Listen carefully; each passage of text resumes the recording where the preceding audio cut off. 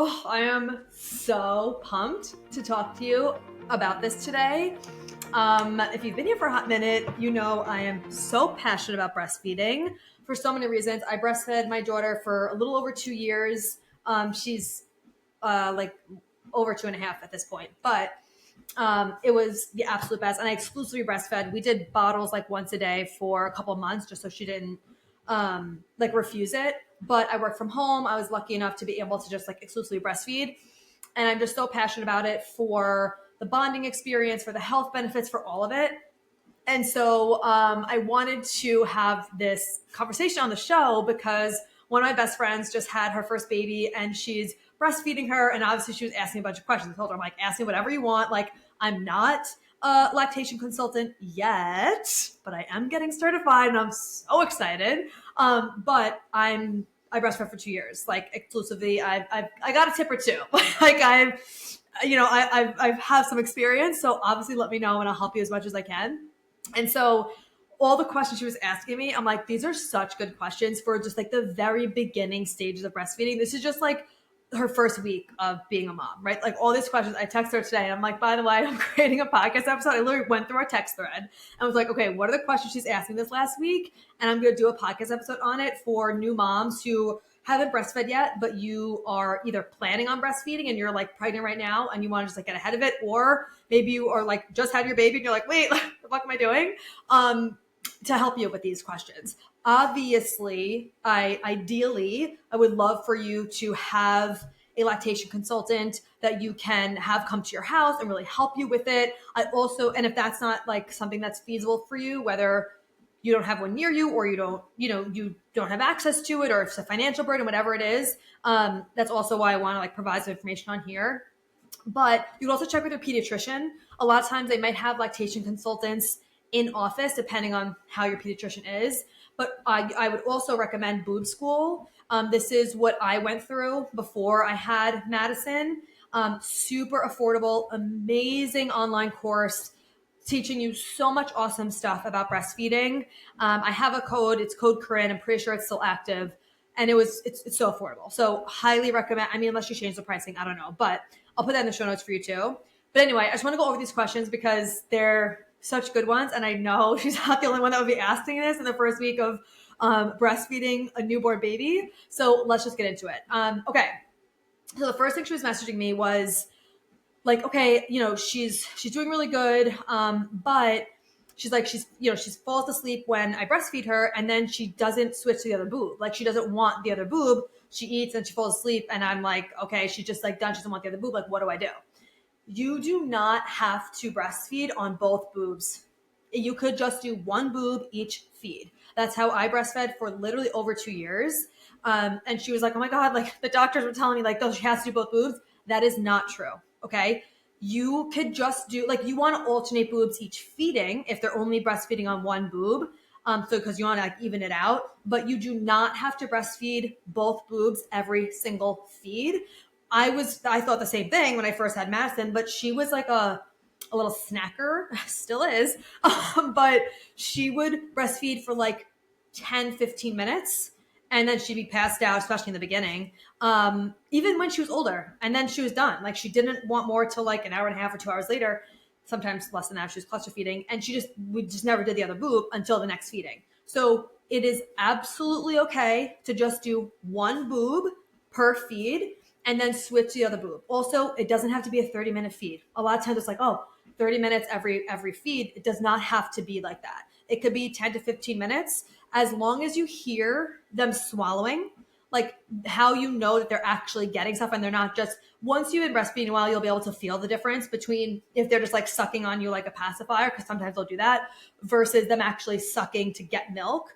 You'll be able to eventually feel the difference. But in the beginning, when you don't really know, listen for swallowing. You could even like put your like finger on their throat and you'll be able to like feel the actual swallow. If they're just sucking like it's a pacifier, then they're not going to be swallowing. If you hear swallows, then they're drinking. Also, if they're peeing and pooping, they're drinking, they're getting enough, right? A lot of people struggle with, breastfeeding and not doing a bottle because like, well, I don't know, like, is she getting enough? We're going to get to that actually in the later question. And I'm like, Yes, they're getting enough as long as they're peeing, they're pooping, and then obviously they reach their birth weight, past their birth weight once you go back for like their 1 week checkup and stuff.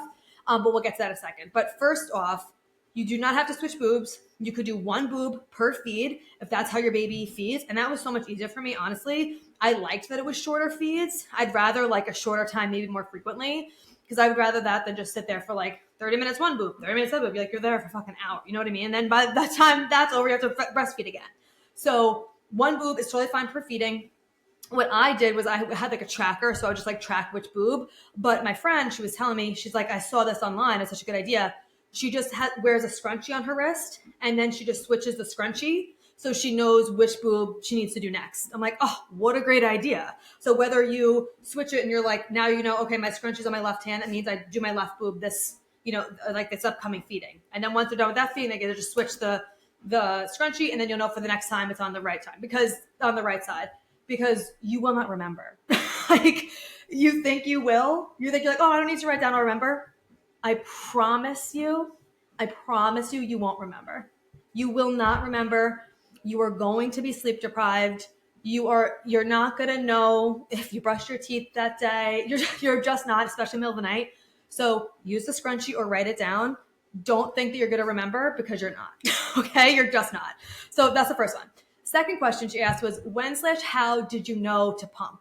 So I am not the person for pumping advice, because I did not pump. I never took out our pump.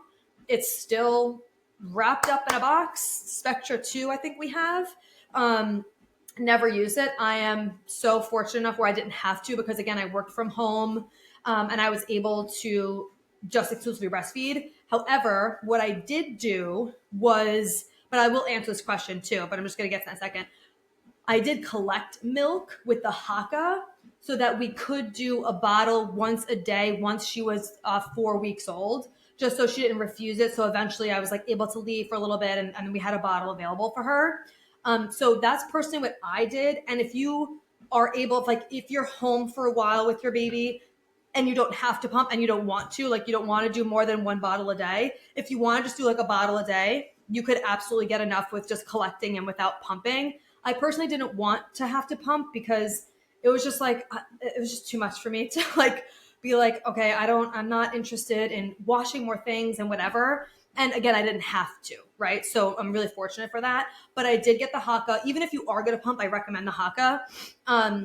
And you suction it onto, like while the baby is breastfeeding, say the baby's breastfeeding on your right boob, you suction the Haka onto your left boob, and it collects milk, because your boob will just like drip out, right? It collects milk from the boob that the baby's not on. So then you could just add that milk into a bottle, and then you'll eventually get enough for however many ounces you need, especially in the beginning. They don't need many ounces. I honestly don't even remember how many in the beginning. But you just could collect that way. Now, as far as when to know if like you should start pumping, excuse me. My ideal recommendation, again, this is going to be dependent on when you have to go back to work. Some people, the baby isn't able to latch, have a tongue tie, whatever, and you maybe have to pump right away. There's so many different scenarios. One of my girlfriends had to exclusively pump because her baby had to wear this like brace for her hips, so she couldn't get her on her body enough. So there's some people don't even like them on the boob. They want to pump, totally fine, whatever. But for like this specific scenario where she's like, no, I want to be actually like on the breastfeeding, but I also she wants to start at 3 weeks, doing like one bottle a day.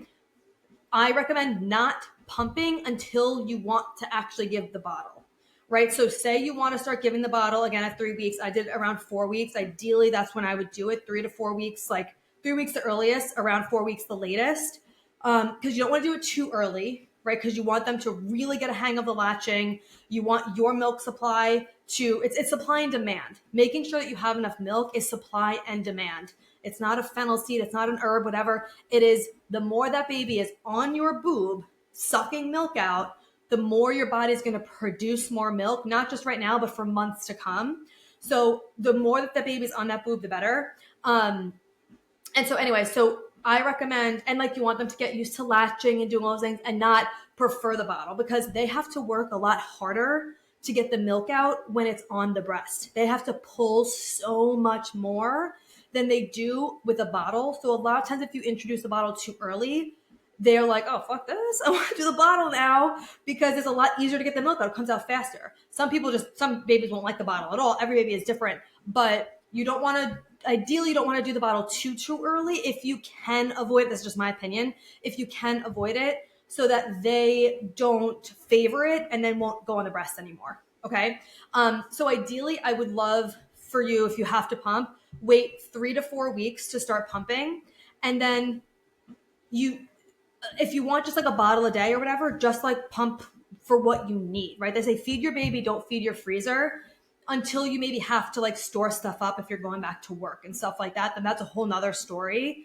But I would just wait to pump until you actually plan on giving them the milk, because some people will be like, okay, I'll just like do it right away in the beginning, build it up, have it on the freezer, store it.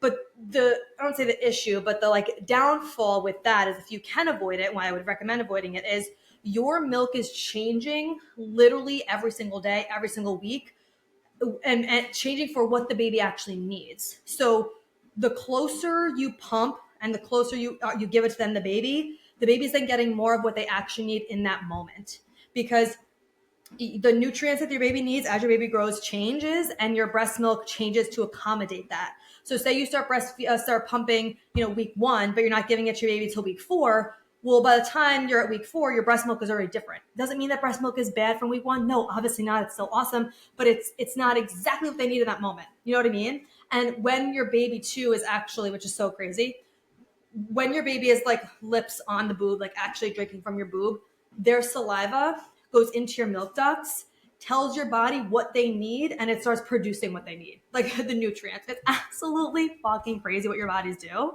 And on top of that, so that's why you want to do it closer to when you actually want to give them the bottle, right? So if you want to start giving them a bottle around 3 weeks, start pumping then. You don't need to do it beforehand.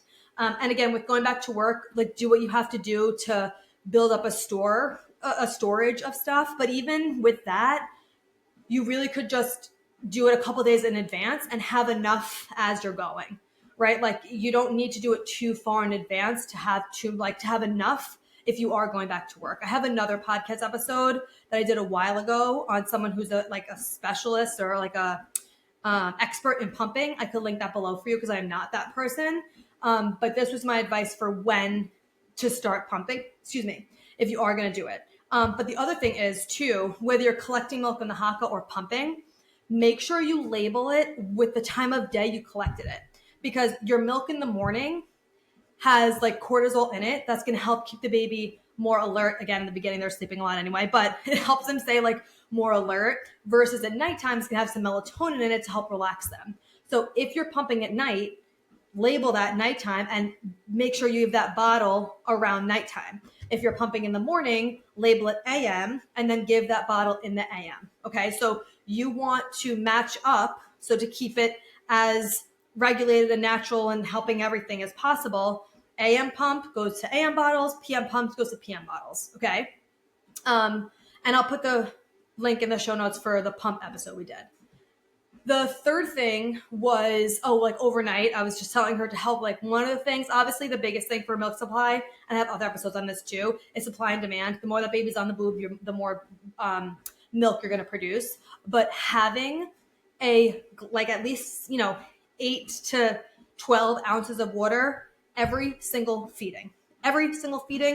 Yes, sometimes every 45 minutes, sometimes every 2 hours, whatever it is. But every single feeding, have a huge glass of water, because your breast milk, especially in the beginning, is mostly water.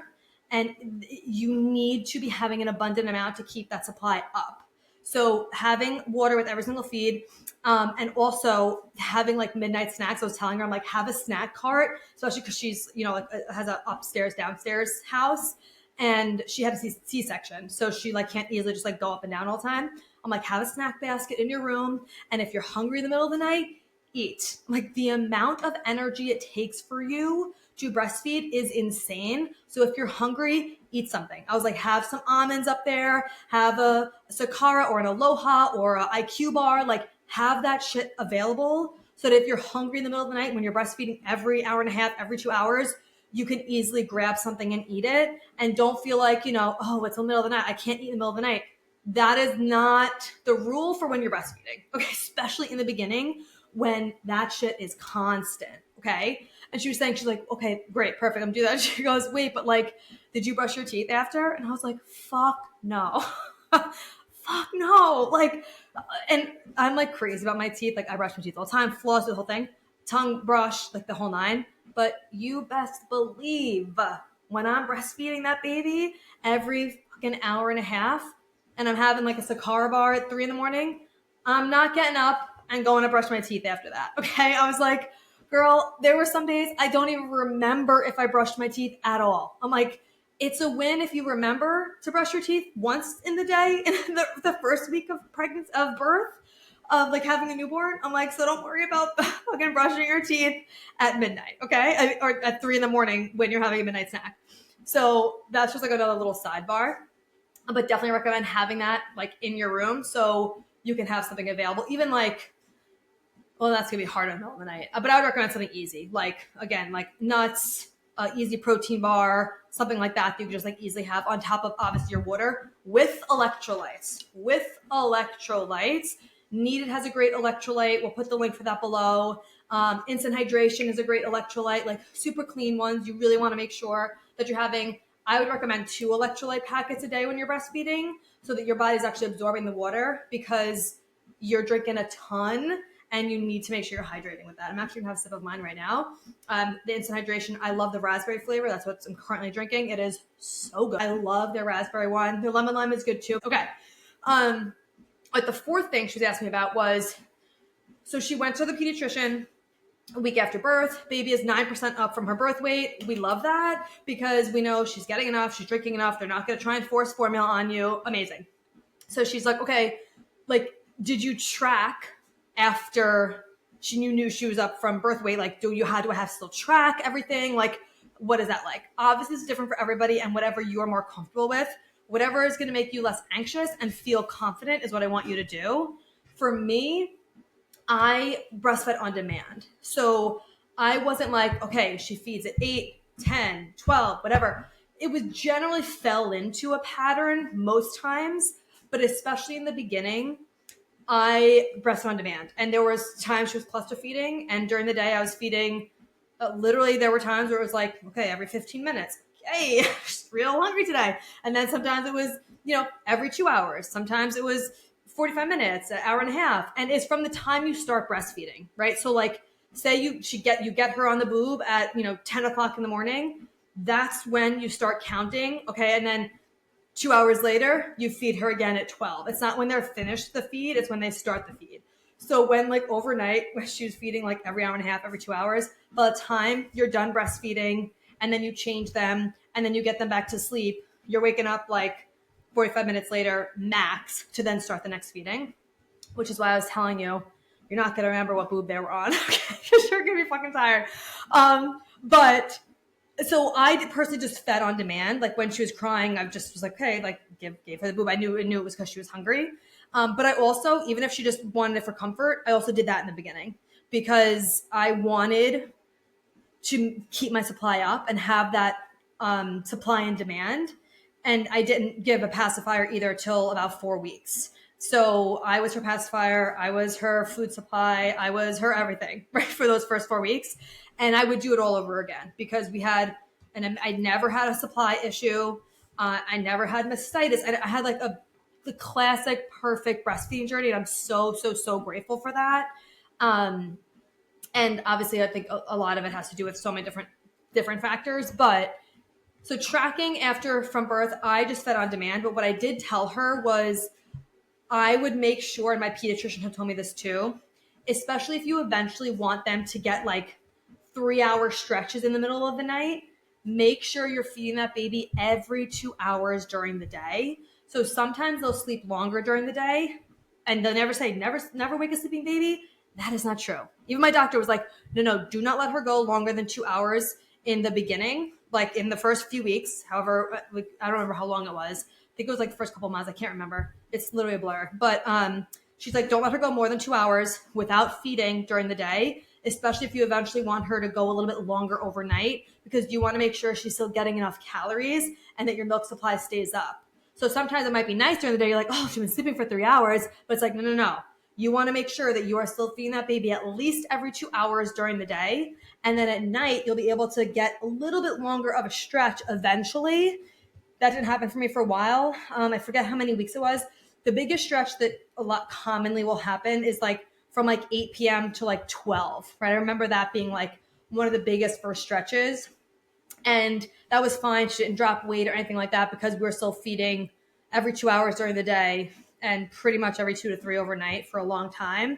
But if you want to get a little bit of a longer stretch overnight, make sure you're still feeding her about every 2 hours during the day. And again, for tracking purposes, like sometimes it's gonna be every hour and a half. Sometimes it'll be that every 2 hours. But I would definitely recommend sticking to that every 2 during the day, just so you can make sure she's getting enough if you want to get a little bit of a longer stretch, if they let you, right? She might not get, or he might not, give you 3 hours in the middle of the night for a while, which is normal. So normal. And it's just like, we obviously want that because you want to be able to sleep longer again, but it's very normal for them to be waking up every hour and a half, every 2 hours in the middle of the night. Like, you might not get that 3-4 hour stretch for a few months. But people think that that's like, oh my God, wait, but she was like up a lot last night. I'm like, yeah, yep.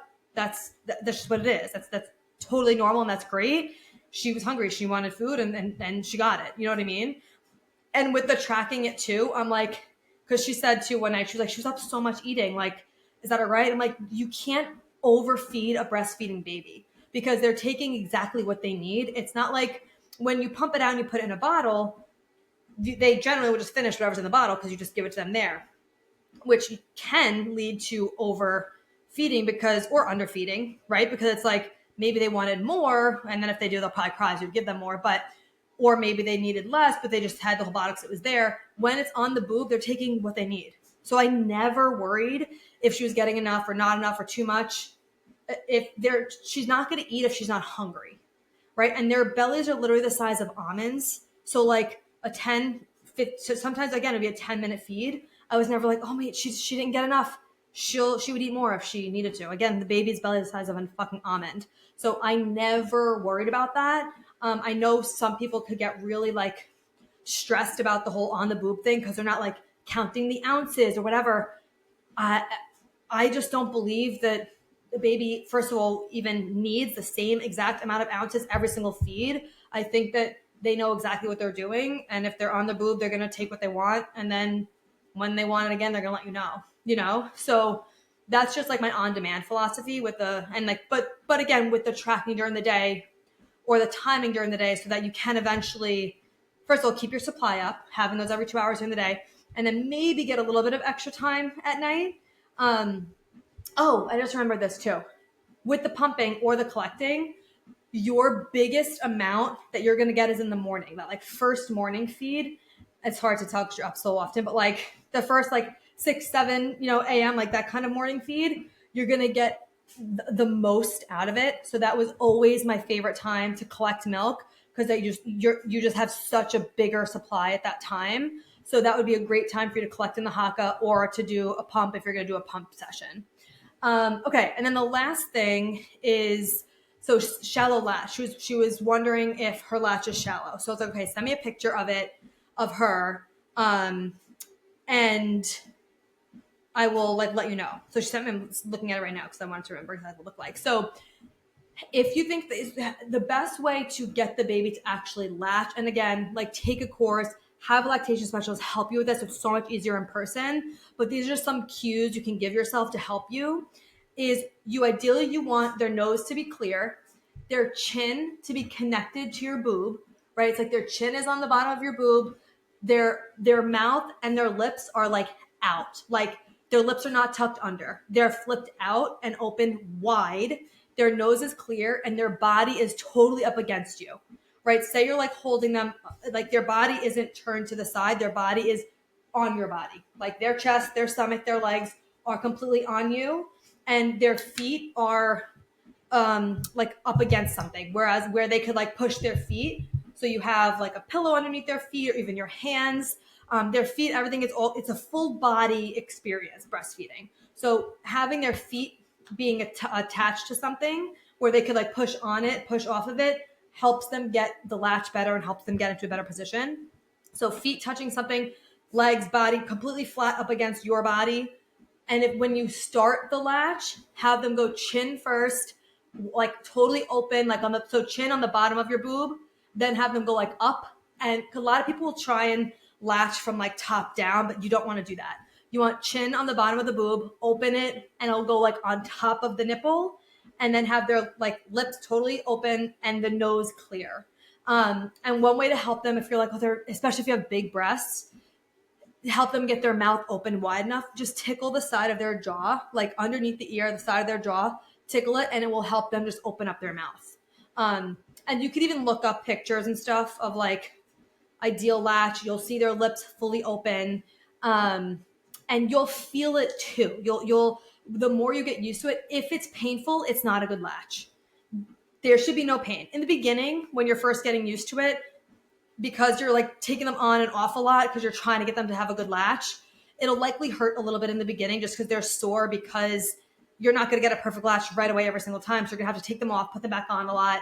You know, the nurse at the hospital might be helping you. So it might be a little bit sore in the beginning, but after that, should be no pain. Zero pain. If there's pain, they're not latched properly. And we need to adjust that. And again, having someone come to help you would be really helpful. Or like doing boob school or something like that will be super, super helpful for you. Or eventually when I'm certified and if you live local, I could come and help you. I'm so excited for that. But anyway, that is what you ideally want it to look like. And those are the cues to help you. So feet up against something and look up relaxed nursing position, reclined nursing position. That is so amazing for the beginning, especially with newborns. It makes it so easy. I always do the the reclined one. Again, feet up against something, their body totally up against you. And then you do. And so a lot of times people will breastfeed like with the baby lying sideways on your body. If they lie like vertically on you, that's really the easiest way for them to get on there. And also you want their hands out and around your boob. So feet attached to something. The chin starts. So the latch starts with the chin on the bottom of the boob, open, and then go on top of the nipple, like over the top of it, lips out, nose cleared, arms around your boob, like holding it. And that's like, the perfect latch. And you'll get there, right? It takes time, but you will get there and you'll feel when it's right because it won't hurt. You'll feel pulling, right? You could feel pulling. Eventually you don't even notice it, but like you could feel pulling, like they're pulling milk out, but there should be no pain. So that's just a little, like some cues you can look for knowing if it's a good latch or not. And again, you'll feel the difference. So those are some breastfeeding 101 tips for you. Let me know if you have any other breastfeeding questions. Again, I am not currently a certified lactation consultant at the time of this recording. I'm just an experienced mom who breastfed for 2 years. I've done a lot of my own personal research. I obviously did it on my own as well. And so I want to just share what I've learned to help you. So share this with a new mom or a mom-to-be who can be supported by this. And if you have any other questions with this, come message me. I love doing episodes like this. And I will answer more of them for you. But I'll put the resources that I talked about, the boob school, the needed and the instant hydration electrolytes. The protein bars too. We'll put all that in the show notes for you. And I'm so excited for you to get breastfeeding or to continue breastfeeding. I think it's just so amazing. And get the help that you need if you are struggling with it. Because sometimes, especially if there's a tongue tie or something, like it's not always a seamless situation for everybody, but do your preparation, like take the courses, learn stuff, get someone to help you, because it can be easy once you get the help that you need. So that is that for today's episode. I love you so much, and I will see you in the next episode. Thank you so much for being here. If you loved this episode and learned something valuable, please share it with a friend who you think would also love it, or post it on social media and tag me so I could personally say thank you for helping me spread this important message. I am beyond grateful to be here with you. So until next time, stay intentional, stay consistent, and always mind your hormones.